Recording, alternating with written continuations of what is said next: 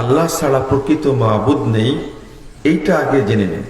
ফা'লাম আন্নাহু লা ইলাহা ইল্লাল্লাহ, আগে জেনে নিন আল্লাহ ছাড়া প্রকৃত কোনো মাবুদ নেই।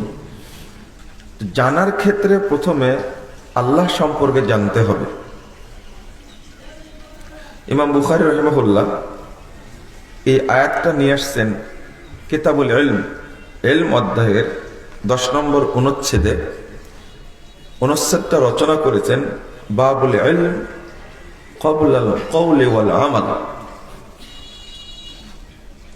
ইলমটা অর্জন করতে হবে কথা বলা কাজ করার পূর্বেই। অনেকের বয়স 60 বছর, 70 বছর, 50 বছর, 40 বছর হয়ে গেছে, ইবাদত করে ইলম ছাড়াই। ইলম ছাড়াই ইবাদত করছে, যার কারণে ওই ইবাদত তার উপরে কোনো প্রভাব ফেলে না। সালাতে দাঁড়িয়ে আল্লাহুম্মা বাঈদ বাইনি ওয়া বাইনা খাতায়ায়া কামা বাআদতা বাইনাল মাশরিক ওয়াল মাগরিব পড়ি, তোতা পাখির মতো পড়ে যাই, কিন্তু এর অর্থ বুঝি না।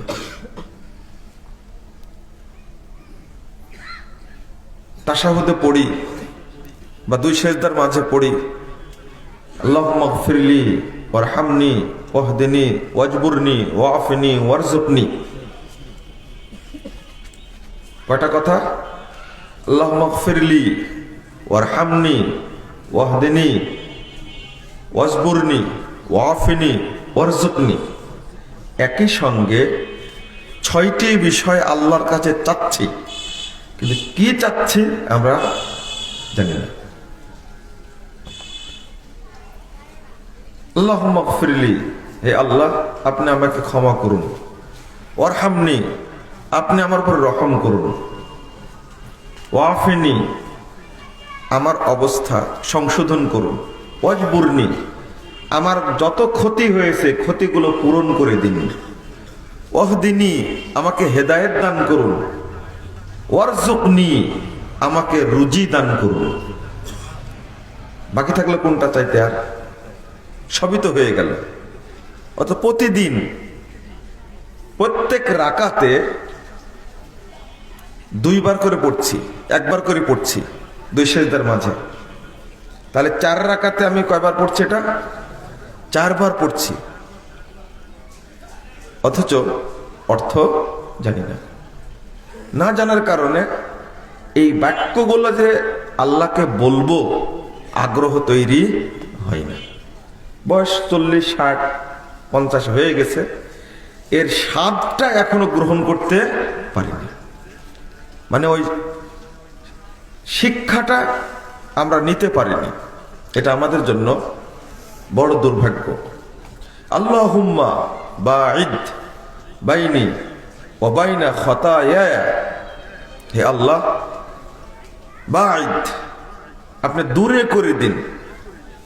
বাইনি ওয়া বাইনা খাতায়ায়া, আমার মাঝে এবং আমার যত পাপ আছে সমস্ত পাপের মাঝে এত দূরত্ব সৃষ্টি করুন, বাইনাল মাশরিকে ওয়াল মাগরিব, যেমন পূর্ব থেকে পশ্চিম দূরে, ঠিক আমার থেকে আমার পাপকে অত দূরে করে দিন। এর প্রথম বাক্যটাই, কিন্তু অর্থটা আমরা জানি না। কি বলছি আর কি পড়ছি? অন্তত ফরজিয়াত, যেগুলো আমাদের উপরে ফরজ, ওয়াজিবাত, যেগুলো আমাদের উপরে ওয়াজিব, যেগুলো পালন করাটা জরুরি, সেইগুলো সম্পর্কে জানাটা আমাদের উপরে কি ফরজ। আমরা যেটা মনে করি যে ইকরা বিসমি রাব্বিকাল্লাযী খালাক, এটা নাজিল হয়েছে এই মক্তবের পোলাপানকে পড়ানোর জন্য। আমাদের বিশ্বাস হয়ে গেছে এমনটা। আমরা মনে করি যারা এই যে দারুত তাওহীদ সালাফিয়া মাদ্রাসা নরসিংদী, এখানে যারা দরিদ্র, অসহায়, দুস্থ, এতিম, গৃহহীন, বাস্তুভিটাহীন যারা পড়তে এসেছে তাদের জন্য নাজিল হয়েছে ইকরা বিসমি রাব্বিকাল্লাযী খলাক। এরাই মানুষ, আর বাকিগুলো মানুষের বাহিরে। খলাকাল ইনসানা মিন আলাক, মানে তারা মনে করে এরাই মানুষ। ইনসান, ইনসান মানে কি? ইনসান মানে কি? মানুষ। যারা কলেজে পড়ে, স্কুলে পড়ে, বিশ্ববিদ্যালয়ে পড়ে, তারা মানুষের বাহিরে, তাই না? না, তারা মানুষ। তারাও যদি মানুষ হয়, ইকরা বিসমি রাব্বিকাল্লাযী খলাক এটা শুধু কেমনে টুপিওয়ালাদের জন্য হয়ে গেল এটা? তবে আলহামদুলিল্লাহ, এই টুপিওয়ালা, আলেম, দাড়িওয়ালা, ইমাম, খতিব, তারা যে মানুষ, আলহামদুলিল্লাহ, এটা শুকরিয়া আদায় করি। যদি কোনো ব্যক্তি এটা যদি না বুঝে, তাহলে মানুষ থেকেও বিচ্ছিন্ন হয়ে গেল। আর মানুষকে আল্লাহ সবচেয়ে সম্মানিত করেছেন এবং মর্যাদা দান করেছেন, এবং ফেরেশতাদের চেয়েও মর্যাদা বেশি। তাহলে তারা মানুষের অন্তর্ভুক্ত না। ফা'লাম আন্নাহু লা ইলাহা ইল্লাল্লাহ, জেনে নিন যে আল্লাহ ছাড়া প্রকৃত কোনো মাবুদ নেই। এই আয়াতটা শুধু মক্তবের জন্য, যারা মাদ্রাসায় পড়ে তাদের জন্য, তাই না? সবার জন্য? সবার জন্য যদি হয়, তাহলে এই আয়াতের উপরে আমল করলাম না কেন? এক নম্বর, ইকরা বিসমি রাব্বিকাল্লাযী খলাক, এই আয়াতটা অধিকার আছে না? আপনার উপরে এই আয়াতটার দাবি আছে। এই আয়াতটাই যদি আপনাকে বলে কিয়ামতের মাঠে, তুমি আমার হক আদায় করনি, উত্তরটা কি দিবেন? এই মসজিদটা, এটা উদাহরণ দিয়ে বুঝে, এই মসজিদটার হক আছে না? হক কি? আপনি এই মসজিদে এসে কি করবেন? সালাত আদায় করবেন। এই মসজিদই কাল কিয়ামতের মাঠে আপনার বিরুদ্ধে সাক্ষী দেবে, ও আমার হক আদায় করেনি। আল্লাহ, তোমার শ্রেষ্ঠ জায়গা ছিল মসজিদ, সবচেয়ে পবিত্র, কিন্তু এই জায়গাতে সে আসেনি। আপনার বিরুদ্ধে সাক্ষী হিসাবে দাঁড়িয়ে যাবে কিয়ামতের মাঠে। শুধু একটা কথা যদি বলে আমার হকটা সে আদায় করেনি, আপনার জবাব কি? কোরআনের আয়াত অটো আপনার বিরুদ্ধে। সহিহ মুসলিম 556 নম্বর হাদিস, প্রথম খণ্ডের 118 পৃষ্ঠা এসেছে, আল কোরআন হুজ্জাতুল লাক আও আলাইক, কোরআন তোমার পক্ষে সাক্ষী দিবে অথবা তোমার বিপক্ষে সাক্ষী দিবে। তো এই আয়াতটা যদি জিজ্ঞেস করে যে তুমি আমার হক আদায় করেছো, উত্তর কি দিবেন? উত্তর নাই। ফা'লাম আন্নাহু লা ইলাহা ইল্লাল্লাহ, এই আয়াতটি যদি আল্লাহকে অভিযোগ করে যে এই আয়াতের হকটা আদায় করেনি, মানে আল্লাহ বললেন যে তাওহীদ সম্পর্কে জানো, তুমি জানলে না তাওহীদ সম্পর্কে, কিছু জানাই নেই, উত্তর কি হবে? তাহলে এই আয়াতের হকটা আমরা আদায় কেউ করছি না। করছে কিছু মানুষ, কিন্তু তাদেরকে আমরা তুচ্ছ তাচ্ছিল্য করি। 224 নম্বর হাদিস, ইবনে মাজার মধ্যে এসেছে, রাসূলুল্লাহ সাল্লাল্লাহু আলাইহি ওয়াসাল্লাম বলছেন, তলাবুল ইলমি ফারিদা আলা কুল্লি মুসলিম, প্রত্যেক মুসলিম নর নারীর উপরে ইলম তলব করা, ইলম শিক্ষা করা হলো ফরজ। আলেম হওয়া প্রত্যেকের উপরে ফরজ না। কি? ইলম শিক্ষা করা ফরজ। আলেম হওয়ার জন্য বলেননি সবাইকে। 71 নম্বর হাদিস সহিহ বুখারীর মধ্যে এসেছে, মান ইউরিদিল্লাহু বিহি খায়রা ইউফাক্কিহু ফিদ্দীন, যার আল্লাহ কল্যাণ চান, আল্লাহ তাকে প্রভু তো জ্ঞান দান করেন, অর্থাৎ ইফাক্কিহু ফিদ্দীন, দ্বীনের জ্ঞান দান করেন তাকে। তো এই হাদিস থেকে বোঝা যাচ্ছে যে দ্বীনের আলেম, ফকিহ এইটা আলাদা বিষয়, আর প্রত্যেকের উপরে এলেম শিক্ষা করা এটা আলাদা বিষয়, ফরজ। মানে ইবাদত গুলো করতে যে এলেম দরকার, এই এলেমটা অর্জন করা নর নারী উভয়ের উপরে কি ফরজ। আমি কি বুঝাতে পারলাম? যেমন তাওহীদের জ্ঞান অর্জন করা সবার জন্য কি ফরজ, এক। 2 নম্বর, সালাত একটা শ্রেষ্ঠ ইবাদত। সালাতটা যেন যথাযথভাবে সুন্দরভাবে আদায় করতে পারেন, সালাতের বিধিবিধান হুকুমগুলো জানা কি ফরজ। ওযু করবেন, ওযু সম্পর্কে বিধিবিধান জানা আমার উপরে কি ফরজ।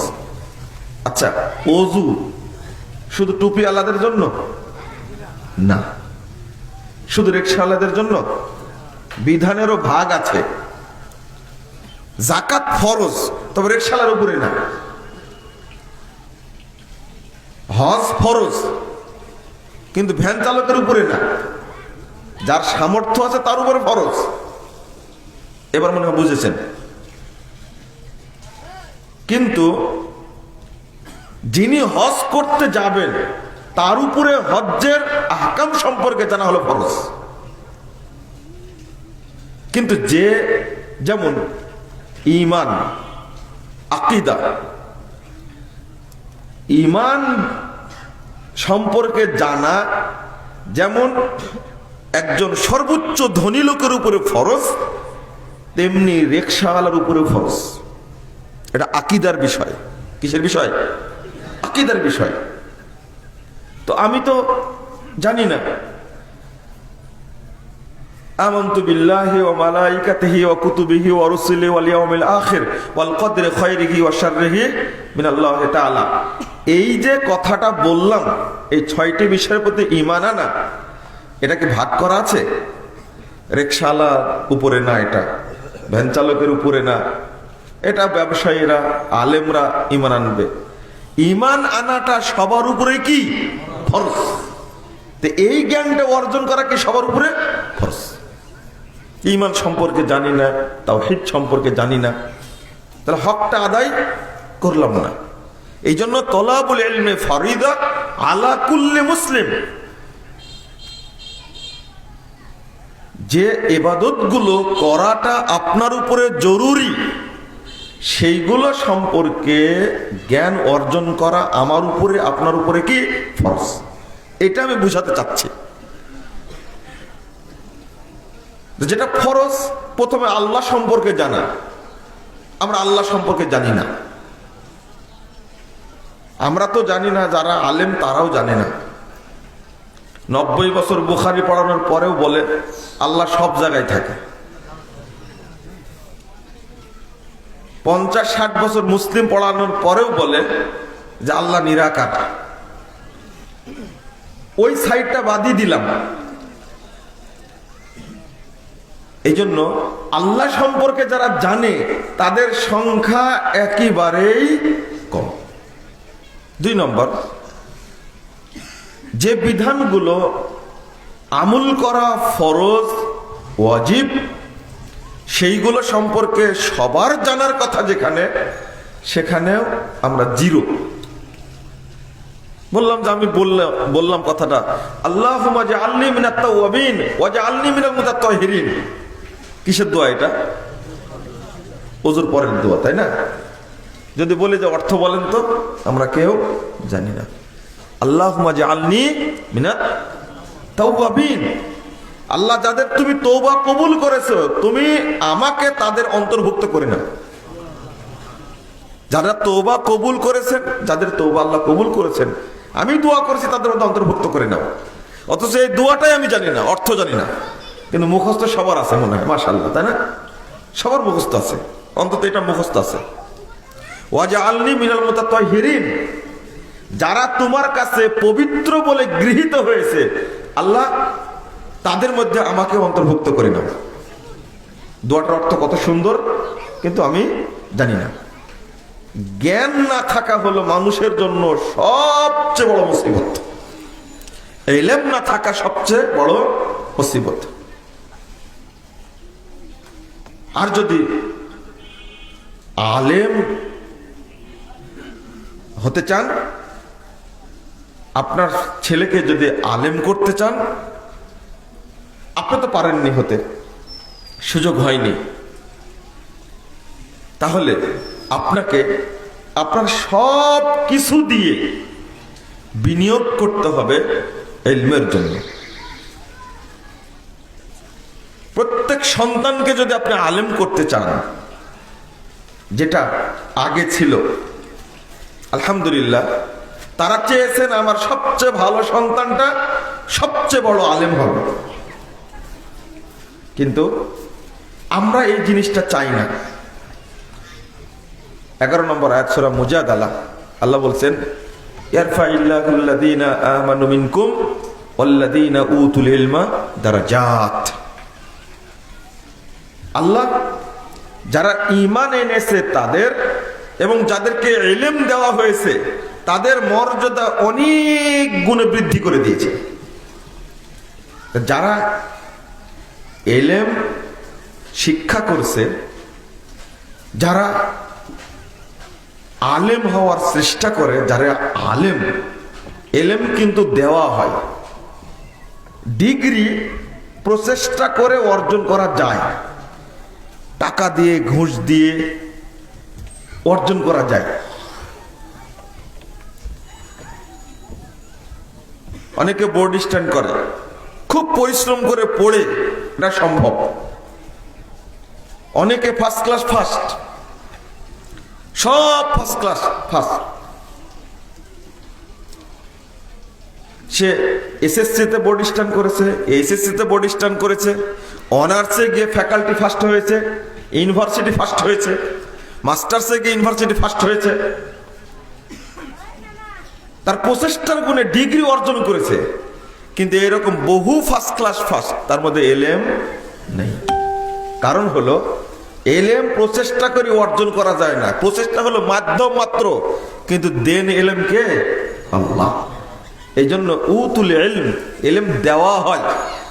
ইমাম শাফি রাহিমাহুল্লাহ বলছেন, আল ইলমু নূরুন ইলাইহি, নূর, ইলমটা হলো নূর, জ্যোতি আল্লাহর পক্ষ থেকে, যাকে আল্লাহ দেন তিনি অর্জন করেন। সব জায়গায় দেওয়া হয় বলা হয়েছে, যাকে ফেল মাজহুল বলে, এটা চেয়ে নিতে হয়। যেমন আমি বলছি, আল্লাহুম্মা ইন্নী আসআলুকা ইলমান নাফিআ, আল্লাহ আপনার কাছে আমি উপকারী ইলম চাচ্ছি। তাহলে ইলমটা চেয়ে নিতে হয়, আলেম হওয়ার জন্য ইলমটা চাইতে হয়। 269 নম্বর আয়াত সূরা বাকারা আল্লাহ বলছেন, ইউতিল হিকমা মাইয়াশা, আল্লাহ যাকে ইচ্ছা তাকে দিনের বুঝ জ্ঞান দান করেন।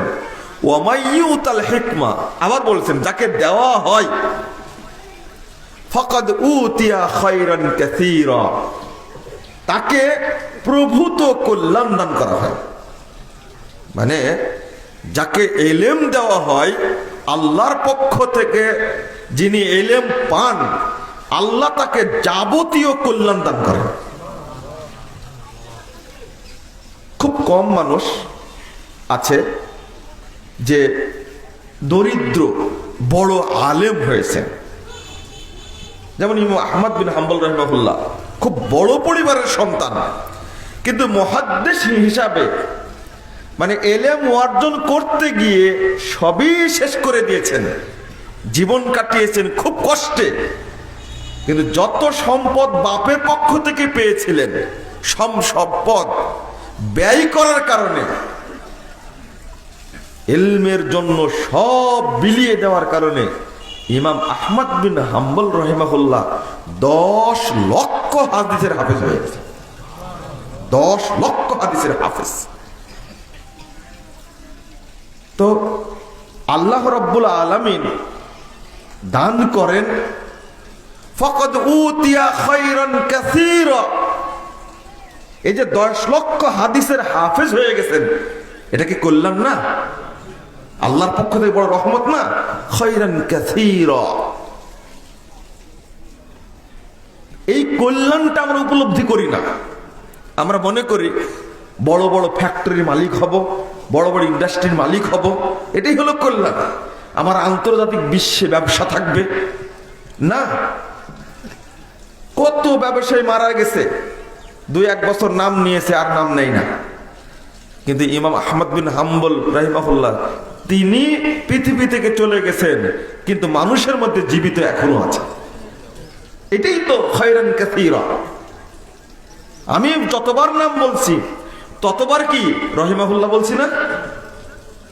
পৃথিবীতে যত বাদশা মারা গেছে শুধু নাম বলা হয়, কিন্তু রহমতুল্লাহ আলাই বলা হয় না। পৃথিবীতে যত ব্যবসায়ী মারা গেছে নাম নেওয়া হয়, কিন্তু রহমতুল্লাহ আলাই বলা হয় না। কিন্তু এত বড় বড় ইমাম আলেম মারা গেছেন, সারা পৃথিবীর মুসলিমরা তাদের শ্রদ্ধা করে, নাম নেওয়ার সময় বলে কি অন্তর রহমতুল্লাহ আলাই বলে, রাহিমাহুল্লাহ বলে, আল্লাহ তার উপর রহম করুক। এটা শ্রদ্ধার সাথে নাম নেয়। এটাই তো হলো ফাকাদ উতিয়া খায়রান কাসীরা। এরপর আল্লাহ বলেছেন ওয়ামা ইয়াযাক্কারু ইল্লা উলুল আলবাব। জ্ঞানীরা ছাড়া এটা কেউ বুঝে না, কেবল আলেমরাই বুঝে। যাকে এলেম দেওয়া হয়েছে, দিয়েছে আল্লাহ, সেই বুঝে। এলেমটা পাওয়ার পরে সে কত কৃতজ্ঞ যে আল্লাহ এই সম্পর্কে আমাকে এলেম দান করেছেন। আলেমরাই কৃতজ্ঞ। সূরা ফাতির 28 নম্বর আয়াতে আল্লাহ বলছেন এই জন্যই ইন্নামা ইয়াখশাল্লাহা মিন ইবাদিহিল উলামা। আল্লাহকে যারা প্রকৃত ভালোবাসে তারা আলেমরাই ভালোবাসে। আল্লাহকে যারা ভয় করে তারা আলেমরাই। ইন্নামা, কেবল আলেমরাই আল্লাহকে সবচেয়ে বেশি ভয় করে। মানে এলেম আল্লাহ তাদেরকে দেন, আর সেই জন্যই আল্লাহকে তারা বেশি ভয় করে। আলেমরা, আমার উস্তাদ বদিউজ্জামান, আল্লাহ তাকে জান্নাতুল ফেরদাউস দান করুক, তিনি বলতেন যে আল্লাহর দাবি হলো আমি যে কি গুণের আল্লাহ তা আলেমরাই জানে। আল্লাহর যে সিফাত, আল্লাহর যে মর্যাদা, এটা কেবল আলেমরাই জানে। আমি কিন্তু পেট পূজারি, বেদাতি, ব্যবসায়ী আলেমের কথা বলছি না। কথা বুঝেছেন? সবার মধ্যে ভালো মন্দ আছে। তো যারা প্রকৃত আলেম তারাই কেবল আল্লাহকে চিনে। তাদের মর্যাদা তো অনেক বেশি। যখন আপনি একটা বাচ্চাকে মাদ্রাসায় দিচ্ছেন, তখন আপনার মাথায় একটু চিন্তা হওয়া উচিত। 2699 নম্বর হাদিস সহিহ মুসলিমের মধ্যে এসেছে, রাসূলুল্লাহ সাল্লাল্লাহু আলাইহি ওয়াসাল্লাম বলছেন মান সালাকা তরিকা ইয়ালতামিসু ফীহি ইলমা সাহালাল্লাহু লাহু বিহি তরিকান ইলাল জান্নাহ। যে ব্যক্তি ইলম অন্বেষণের জন্য বের হলো, আল্লাহ রাব্বুল আলামিন তার জন্য জান্নাতের পথকে সোজা করে দিলেন, সহজ করে দিলেন।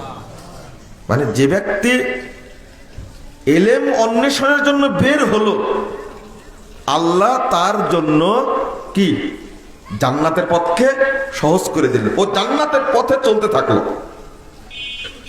তারপরে বলছেন মাসতামা কওমুন ফি বাইতিন মিন বুয়ুতিল্লাহ ইল্লা ইয়াতলুনা কিতাবাল্লাহ ওয়া ইয়াতাদারাসুনা বাইনাহুম ইল্লা গাশিয়াত ইল্লা নাযালাত আলাইহিমুস সাকিনা ওয়া গাশিয়াতুহুমুর রাহমা ওয়া হাফফাতুহুমুল মালায়েকা। আল্লাহু আকবার। রাসূল সাল্লাল্লাহু আলাইহি ওয়াসাল্লাম বলছেন, যখন ইলম তালাশ করার জন্য এক জায়গায় একত্রিত হয়ে আল্লাহর কিতাব পাঠ করে এবং বুঝার জন্য চেষ্টা করে, দার্স গ্রহণ করে, পর্যালোচনা করে, ইল্লা নাযালাত আলাইহিমুস সাকিনা, আল্লাহর পক্ষ থেকে স্পেশাল রহমত নাজিল হয় তাদের উপর। অগশিয়াতুহুমুর রাহমা, আল্লাহর রহমত তাদেরকে ঘিরে রাখে। ওয়া হাফফাতহুমুল মালাইকা, পৃথিবীর সমস্ত ফেরেশতা তাদেরকে বেষ্টন করে রাখে। শুধু ইলম তালাশ করার জন্য বের হয়েছে, কোথাও গিয়ে ইলম অর্জন করবে, এই জন্য সে বসেছে, পর্যালোচনা করছে, দার্সে বসেছে। তাদের উপরে স্পেশাল সাকিনা নাজিল হয়, রহমত তাদেরকে ঢেকে রাখে, আর ফেরেশতারা তাদেরকে বেষ্টন করে রাখে। রাসূল সাল্লাল্লাহু আলাইহি ওয়াসাল্লাম বলছেন, তার সাথে আরেকটা হাদিস এসেছে 2682 নম্বর হাদিস তিরমিজির মধ্যে এসেছে। আল্লাহ রাসূল বলছেন, ইন্নাল মালাইকাতা লা তাদউ আজনিহাতাহা, সমস্ত ফেরেশতা ওই যে বেরিয়ে গেছে রাস্তায়, সমস্ত ফেরেশতা তাদের জন্য তাদের রহমতের পর বিছিয়ে রাখেন। মানে আপনার বাচ্চারা যখন মাদ্রাসায় যায়, ফেরেশতারা তাকে এত সম্মান করেন, রিদাল্লি তালিবিল ইলম।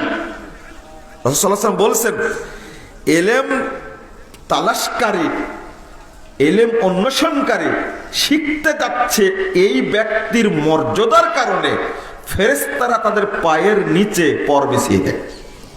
আপনারা দেখতে পান না, কিন্ডারগার্টেনে ভর্তি করে, কলেজে ভর্তি করে কোনো বাপ মা কোনো দিন দাবি করতে পারবে না যে আমার ছেলেটা পড়তে যাচ্ছে, ওই ছেলেটার পায়ের নিচে ফেরেশতা, রহমতের ফেরেশতার পর আছে, এটা কোনোদিন দাবি করতে পারবে না, আর দাবি কেউ করবেও না, অত সহজ না। তারপরে এবার আলেম সম্পর্কে বলছেন, ওয়া ইন্নাল মালাইকা লা ইস্তাগফিরু মান ফিস সামাওয়াতি ওয়াল আরদ ওয়াল হুত ফি জুহরিহা। রাসূল সাল্লাল্লাহু আলাইহি ওয়াসাল্লাম বলছেন, আসমান জমিনের মধ্যে যা কিছু আছে সবকিছুই আলেমের জন্য ক্ষমা প্রার্থনা করতে থাকে, এমনকি পানির মাছও দোয়া করতে থাকে, ক্ষমা চাইতে থাকে আল্লাহর কাছে। একটা হলো যে এলেম তালাশ করছে, সে জান্নাতের পথেই আছে। এক আলেম যিনি হয়ে গেছেন, তিনি একটু বিপদে আছেন। আলেম যিনি হয়ে গেছেন কি, তিনি একটু বিপদে আছেন, তার জন্য পানির মাছ, গর্তের পিঁপড়া পর্যন্ত দোয়া করতে থাকে। কিসের দোয়া? ইস্তেগফার করে। এরপরে যিনি মুআল্লিম, শুধু আলেম না কিন্তু শিক্ষা দেন, মানুষকে কি কল্যাণের শিক্ষা দান করেন, দার্স দেন, তার ফজিলত কি? ইন্নাল্লাহা ওয়া মালাইকাতাহু, আল্লাহ এবং ফেরেশতা মণ্ডলী, ওমান ফিস সামাওয়াতি ওয়াল আরদ, এবং আসমান সমূহে জমিন সমূহে যা কিছু আছে, হাত্তা নামলা, এমনকি পিঁপড়া পর্যন্ত, ইউসাল্লুন লিমুআল্লিমিন নাস আল খায়র, যারা শিক্ষা দান করে, ইলম শিক্ষা দেয়, তাদের জন্য আল্লাহ, ফেরেশতা মণ্ডলী, আসমান জমিনের সবকিছু, পানির মাছ, গর্তের পিঁপড়া পর্যন্ত তাদের জন্য বরকতে দোয়া করে। আল্লাহ বরকত নাজিল করেন, ফেরেশতারা তাদের জন্য দোয়া করেন। ইসল্লুন, দোয়াটা করেন কি? তাহলে বোঝা গেল একটা জিনিস, যিনি শিক্ষা দিচ্ছেন আর যিনি শিক্ষা করছেন, দুইজনের মর্যাদা বেশি। মাঝখানে থেকে গেল আলেম, তার জন্য ক্ষমা প্রার্থনা করেন। আপনারা পরিষ্কার একটা হাদিস জানেন, খায়রুকুম মান তাআল্লামাল কুরআন, তারপরে কি ওয়া আল্লামাহু, যে কুরআন শিক্ষা করে আর যে শিক্ষা দেয়, মানুষের মধ্যে তারাই কি শ্রেষ্ঠ, তোমাদের মধ্যে তারাই শ্রেষ্ঠ। প্রসিদ্ধ হাদিস। তো খায়রুকুম মান তাআল্লামাল কুরআন, আপনি বুঝবেন একটা জিনিস, মানুষের মধ্যে সবচেয়ে শ্রেষ্ঠ মানুষ তারাই যারা এলেম শিক্ষা করে এবং এলেম শিক্ষা দেয়, তারাই হলো কি শ্রেষ্ঠ। শ্রেষ্ঠ মানুষ তারাই। খায়রুকুম মান তাআল্লামাল কুরআন ওয়া আল্লামা। রাসূলুল্লাহ সাল্লাল্লাহু আলাইহি ওয়াসাল্লাম বলছেন, ওয়া ইন্না ফাজলাল আলিম আলাল আবিদ, একজন ইবাদত গুজার ব্যক্তি আর আলেমের মধ্যে পার্থক্য হলো কাফাজলি লাইলাতিল ফাকাফাজলিল কমারে লাইলাতুল বদর আলা সাইরিল কাওয়াকিব, আসমানে যত তারকা আছে তার উপরে যেমন চন্দ্রের মর্যাদা, ঠিক সাধারণ যত মানুষ আছে তাদের উপরে একজন আলেমের মর্যাদা অনুরূপ। তাহলে কোথায় একজন আলেম আর কোথায় একজন আবেদ ইবাদত গুজার, এক না। রাসূল সাল্লাল্লাহু আলাইহি ওয়াসাল্লাম আরো বলছেন যে একজন ব্যক্তি যখন এলেম তালাশ করে,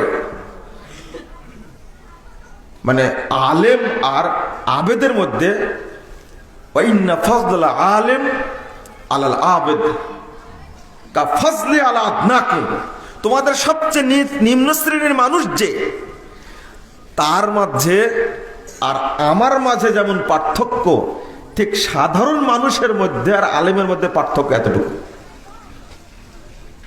আল উলামা ওয়ারাসাতুল আম্বিয়া, রাসূল সাল্লাল্লাহু আলাইহি ওয়াসাল্লাম বলছেন আলেমরাই কেবল নবীদের ওয়ারিস, আলেমরাই কেবল নবীদের ওয়ারিস। তো আপনি কেন শিখবেন না বা শিক্ষা দিবেন না, এই প্রশ্নটা আপনার কাছে করতে চাই। কেন শিখবেন না? শিখবেন আপনি বিজ্ঞান, আপনি সায়েন্সে পড়বেন, কমার্সে পড়বেন, তারপরে টেকনোলজি পড়বেন, এই দিকে আপনার চিন্তা ভাবনা। দুনিয়াবি জ্ঞানে অভিজ্ঞ, কিন্তু আল্লাহর জ্ঞানে জিরো। এক একজন ব্যক্তি আছে বিভিন্ন বিষয়ে এত অভিজ্ঞ, কিন্তু দিনের ব্যাপারে একেবারে কি জিরো, কোনো এলেমই নাই, কিছু জানেই না। ও যেন কবরস্থানে আছে, জিজ্ঞেস করলে বলবে হা হা লাদ্রি, আমি এই বিষয়ে জানি না। না, আপনি জানলেন না কেন? জানাটা তো আপনার উপর ফরজ ছিল। 2 নম্বর, সবচেয়ে ভালো ছেলেটাকে আপনি ইঞ্জিনিয়ার বানাচ্ছেন, সবচেয়ে ভালো ছেলেটাকে আপনি ডাক্তার বানাচ্ছেন, সবচেয়ে ভালো ছেলেটাকে আপনি কমার্সে পড়াচ্ছেন যে বড় একজন কি হবে, ব্যবসায়ী হবে। সবচেয়ে ভালো ছেলেটাকে আপনি আইনে পড়াচ্ছেন, ইংরেজিতে পড়াচ্ছেন, তার পিছনে আপনি লক্ষ লক্ষ টাকা খরচ করছেন। ইংলিশ মিডিয়াম একটা স্কুলে ভর্তির জন্য আপনার সন্তানটাকে বছরে প্রথমে ভর্তির জন্য দিচ্ছেন 10 লাখ টাকা, প্রতি মাসে দিচ্ছেন 2 লাখ টাকা করে।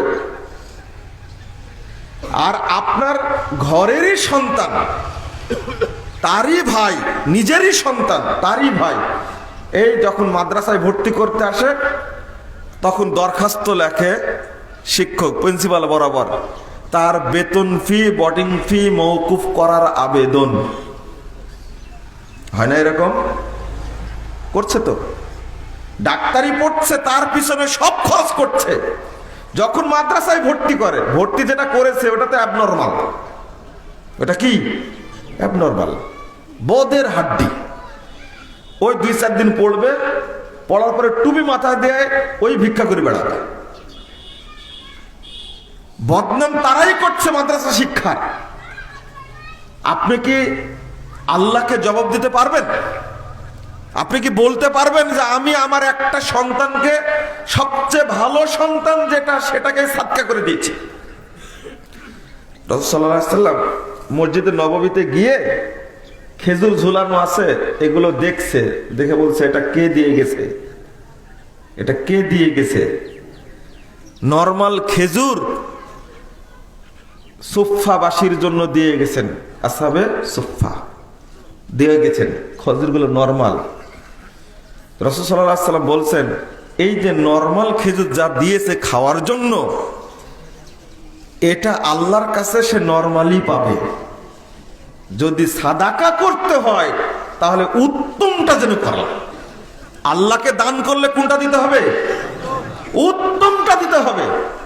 আপনি আপনার ছেলেকে মাদ্রাসায় পড়ালেন, বলছেন আমার ছেলে মাদ্রাসায় পড়ে, কিন্তু যাকে দিলেন ওর বেনো নাই, বুদ্ধিও নাই, বদের হাড্ডি, ওইটাকে দিয়েছেন। কিন্তু ভালো দেখতে সুন্দর ওইটাকে দিয়েছেন কি? ইঞ্জিনিয়ারিং বিশ্ববিদ্যালয়ে পড়ানোর জন্য, ডাক্তারি পড়ানোর জন্য, ঢাকা বিশ্ববিদ্যালয়ে পড়বে তার জন্য দিয়েছেন। আপনি তো উত্তমটা দেননি, ওই যেমন দিয়েছে ওই রকমই পেয়েছেন।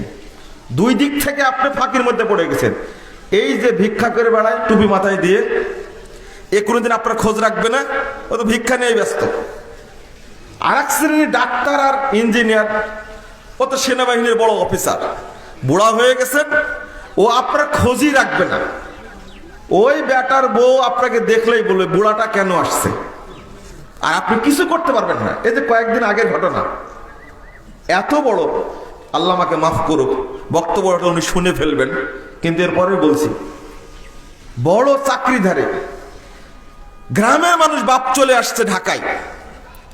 ঢাকায় চলে এসে, রাজশাহী থেকে ঢাকায় এসেছে, আসার পরে অফিসে চলে গেছে, কিন্তু তার পায়ের জুতাটা হলো অক্ষয়। অক্ষয় বুঝেন? এটা কি কি বলেন আপনারা এটাকে? প্লাস্টিকের, যেটা ক্ষয় নাই। ও 10 বছর পড়লে কিছু হবে না, ওই প্লাস্টিকের জুতা। আর এই শীতের মধ্যে যে পোশাকটা গায়ে দেওয়ার দরকার ছিল, একটা চাদর পরে, চাদরটা ময়লা, মাথার চুলগুলো এলোমেলো, অফিসের সামনে এসে হাজির। এটা দেখে বেটার সাথে সাথে বের হয়ে বাপকে নিয়ে একটা হোটেলে গেছে। হোটেলে যাওয়ার পরে এবার বাপের জন্য কি কি দরকার এইগুলো কিনতে গেছে। বাপ বেটাকে ফোন দিয়ে পাচ্ছে না, বলছে আসছি আসছি, দেরি হয়ে গেছে। মানে তার ইচ্ছা খুব সুন্দর একটা স্যান্ডেল কিনবে, জুতা কিনবে, জামা কিনবে, ভালো একটা ব্যাগ কিনবে, এই নিয়ে বেটার বউয়ের কাছে নিয়ে যাবে, বাসায় নিয়ে যাবে। একে তো অফিসে এসে ইজ্জতটা নষ্ট করেছে, বাড়িতে গিয়ে যে ইজ্জত যেন নষ্ট না হয়, বাজার করতে গেছে। বাপ সুন্দর করে, তুমি বাজারই করো। হোটেল থেকে একাকে বেরিয়ে সোজা আবার রাজশাহী চলে গেছে। মানে এত বড় একজন মানে সরকারি কর্মকর্তা, কোন পর্যায়ে বললাম না, তার বাপ তার বেটাকে দেখতে এসে এইভাবে ঘুরে চলে গেছে। তোমার বাপের তুমি আগে যত্ন নিতে পারোনি। বাপ শখ করে আসছে, কি নিয়ে আসছে? বেটার বাড়িতে আসবে, কি নিয়ে আসবে বলেন? কি নিয়ে আসছে? মা ভক্তি করে ছেলের জন্য বাড়িতে তৈরি করা সিম, চিনেন সিম? সিম কি সবজি? এই সবজি ব্যাগে করে নিয়ে আসছে। আর নিয়ে আসছে লাউ, কি লাউ নিয়ে আসছে, কদু নিয়ে আসছে, গ্রাম থেকে নিজের বাড়ির নিয়ে আসছে। এইগুলো বেটা কি করেছে? ফেলে দিয়েছে।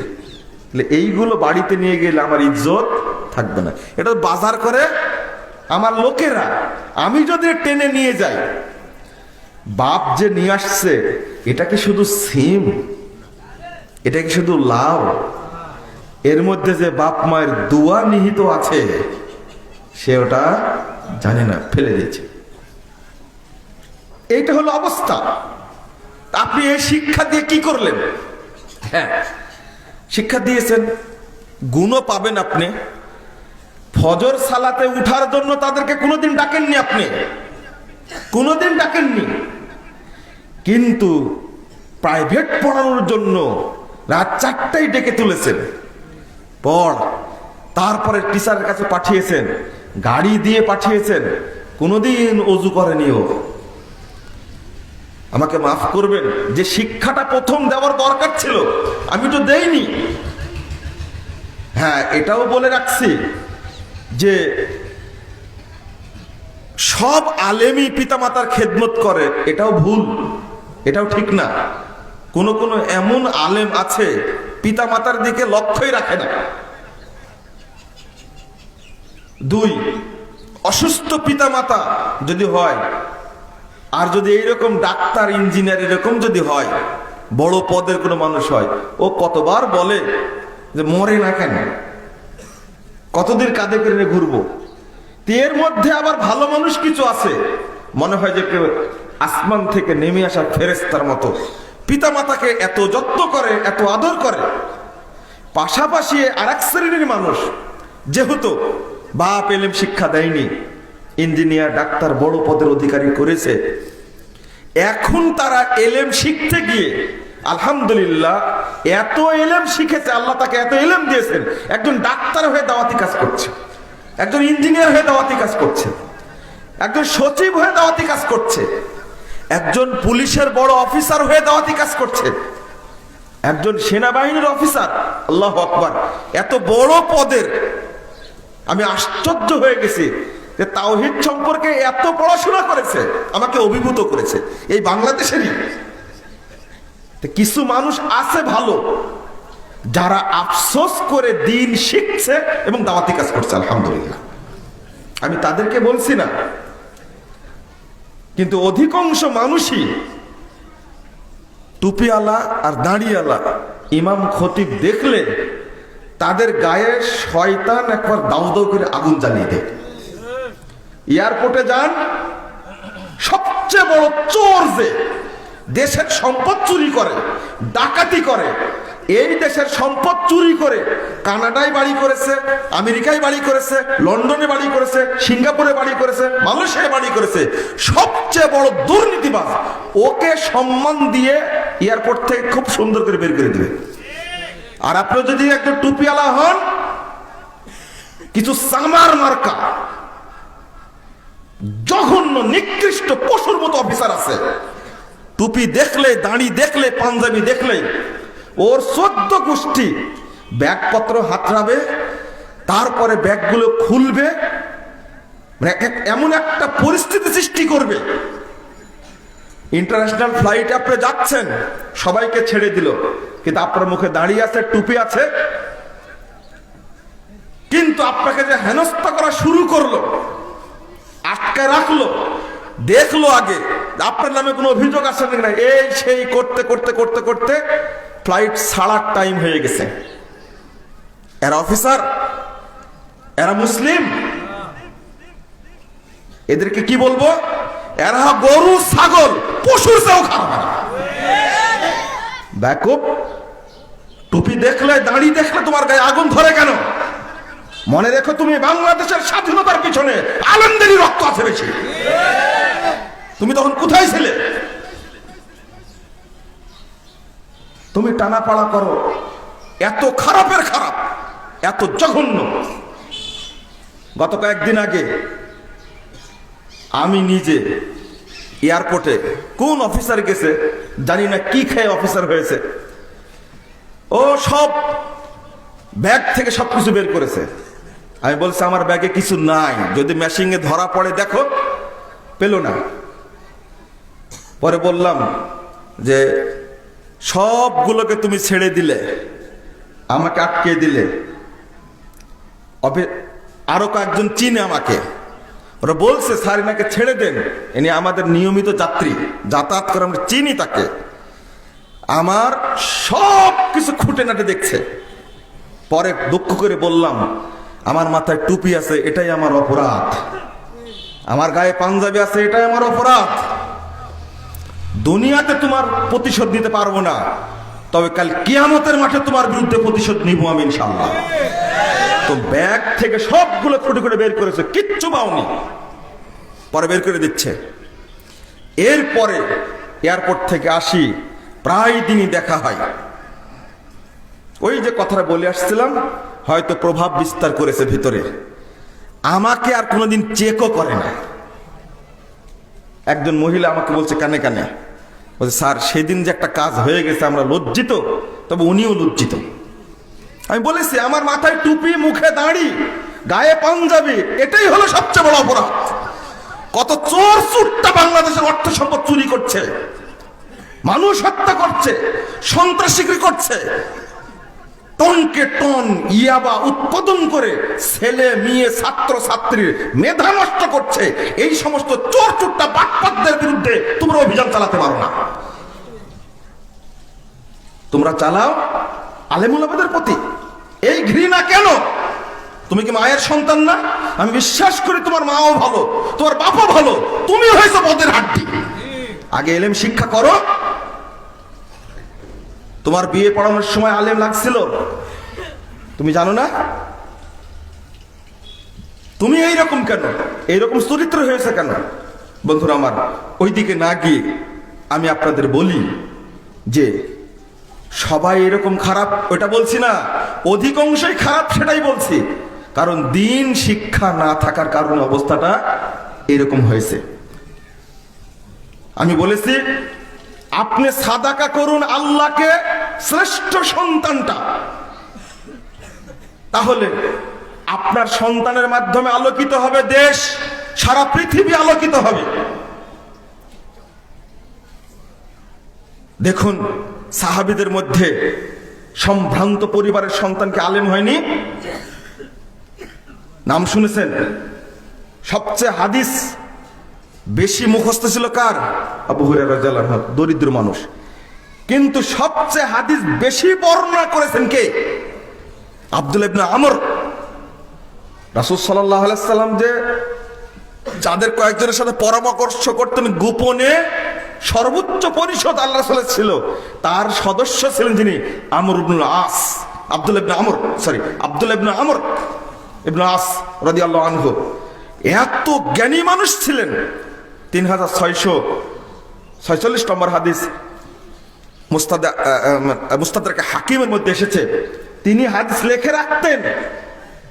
এত বড় পরিবারের সন্তান হাদিস মুখস্থ করেছেন, হাদিস লিখে রেখেছেন, সবচেয়ে শিক্ষিত মানুষ।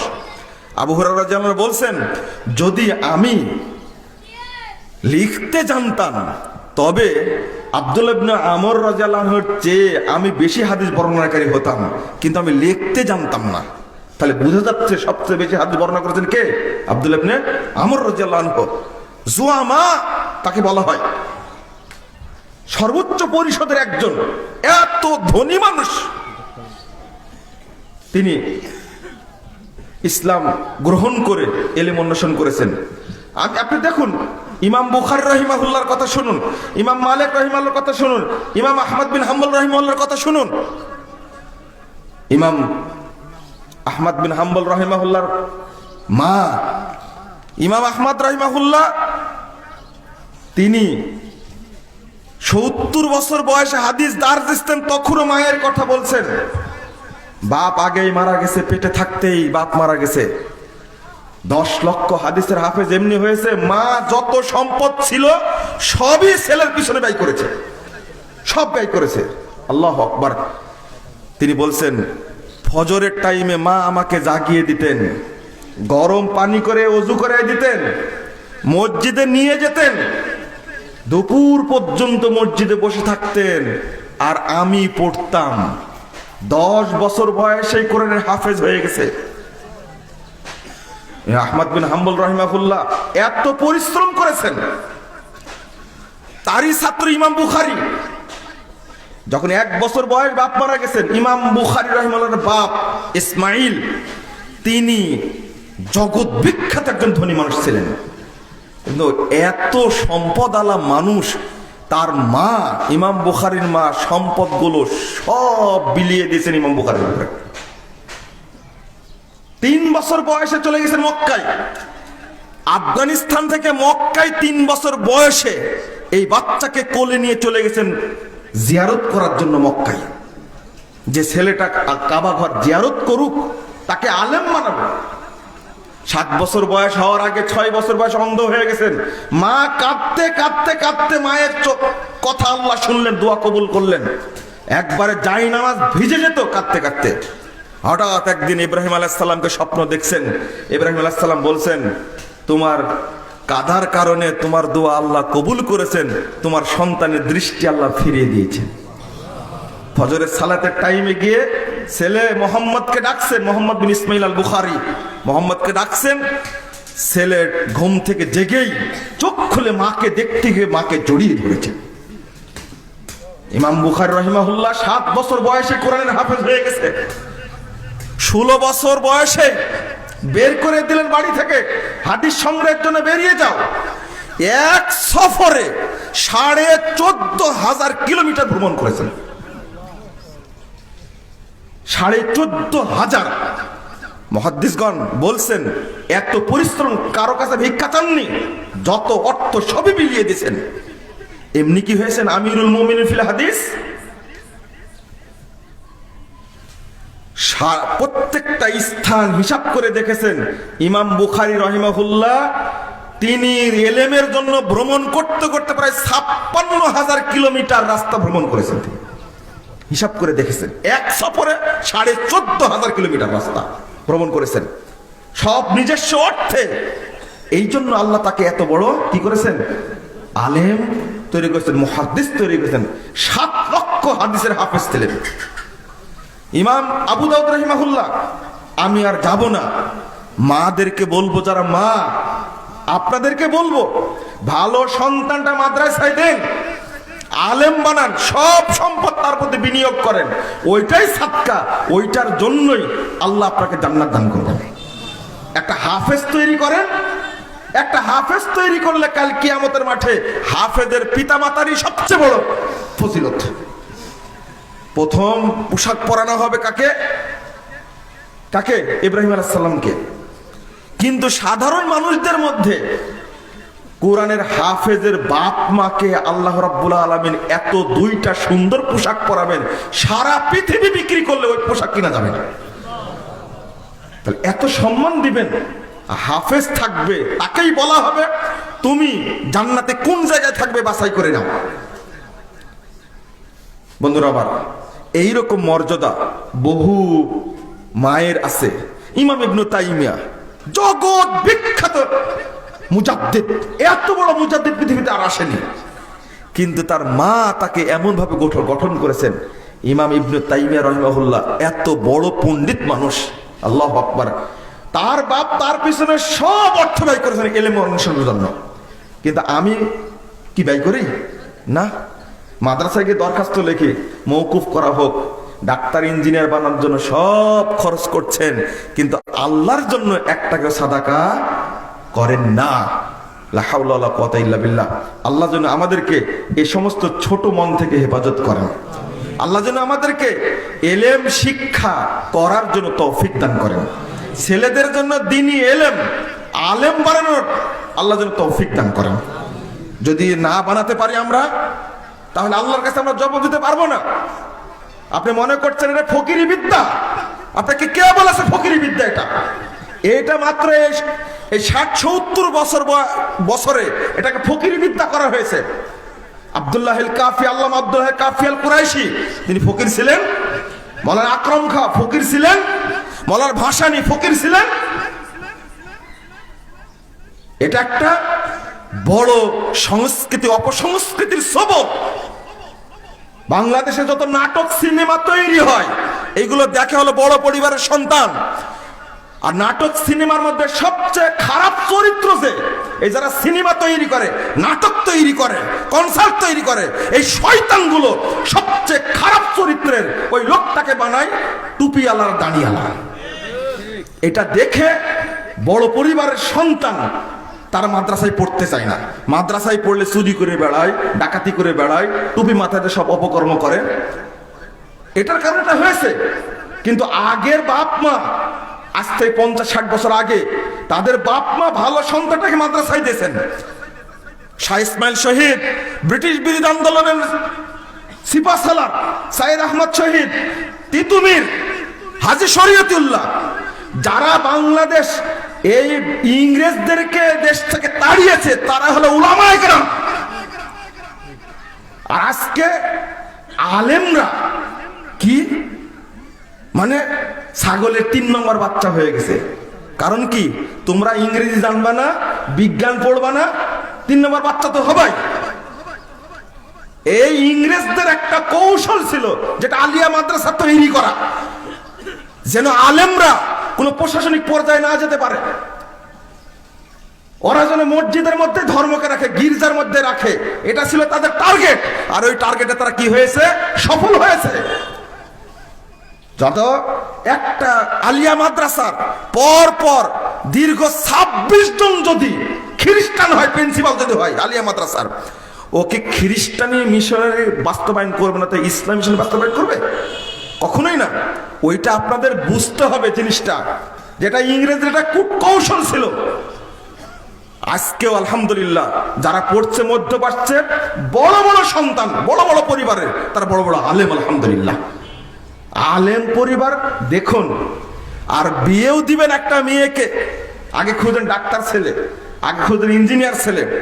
একজন ছেলে মদিনা বিশ্ববিদ্যালয় থেকে অনার্স মাস্টার্স পিএইচডি করে আসছে, ওর প্রতি আপনার ঘৃণা, ছি আলেম মানুষ, ওকে বিয়ে দেওয়া যাবে না। কিন্তু এখন একটু ঝুঁকছে আস্তে আস্তে, আলহামদুলিল্লাহ আলেমদের প্রতি কিছু মানুষের কি হচ্ছে? ভক্তি হচ্ছে। আল্লাহ রাব্বুল আলামিন আমাদেরকে যেন যথাযথ দ্বীনি ইলমকে মূল্যায়ন করার তৌফিক দান করেন। আল্লাহ আমাদেরকে যেন বুঝার তৌফিক দান করেন। আমিন ইয়া রাব্বাল আলামিন।